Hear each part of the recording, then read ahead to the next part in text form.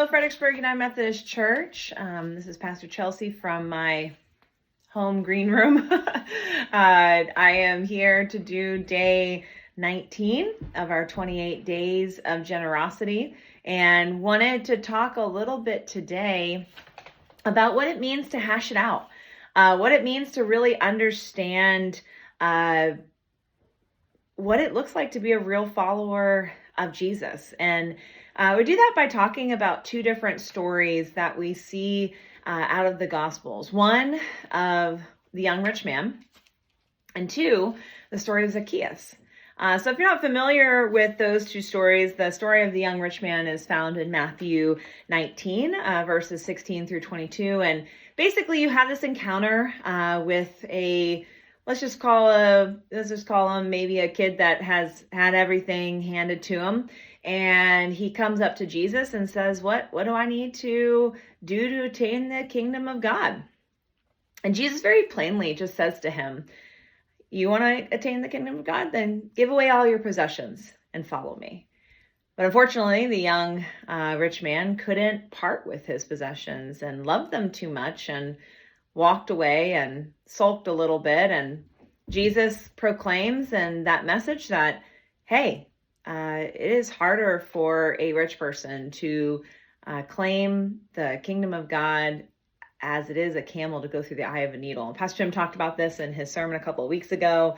Was that literal? Was that a metaphor for coming into the gates of Jerusalem? You know, wherever that imagery came from, I think Jesus was trying to make a point that when we prioritize our possessions over doing all that God calls us to do and to follow him, that is the key to being able to attain the kingdom. And so then you have this other story of Zacchaeus. Everyone knows the story of Zacchaeus. Zacchaeus was a wee little man, and a wee little man was he. He climbed up in the sycamore tree to see what he could see. And as the story goes, Zacchaeus was a tax collector in Jericho and would con people out of their money.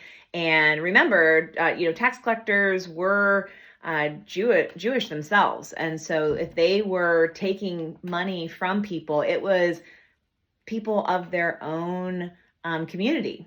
And so the story goes, and as the telling goes in Luke, that Zacchaeus couldn't see Jesus over the crowd, so he climbs up this tree because he was a small man in stature, and he goes out, and Jesus says, Zacchaeus, get down from that tree. I'm going to your house.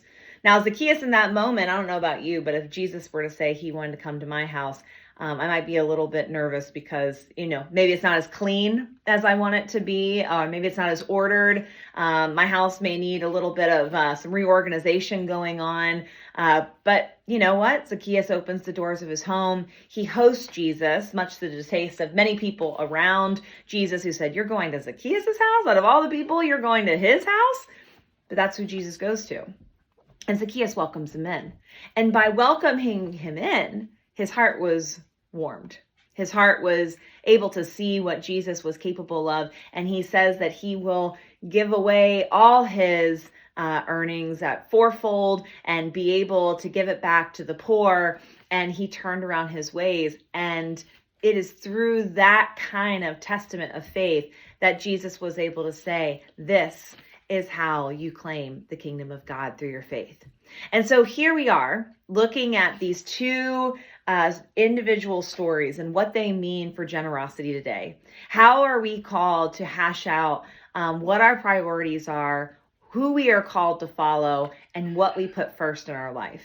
And when we are able to truly identify Jesus as the number one priority in our life, and the way that we spend our money, the way that we understand our priorities with our money and the legacies that we're leaving, that is when Jesus truly shows us the answers in the kingdom of God. And so I just pray that as you continue this journey, reflecting on what it means to be fully generous with your life, that you'll take these two perspectives, that you'll see yourself in both of them, and you'll recognize ways to be able to let go and let God lead. Until next time, I'll see you soon.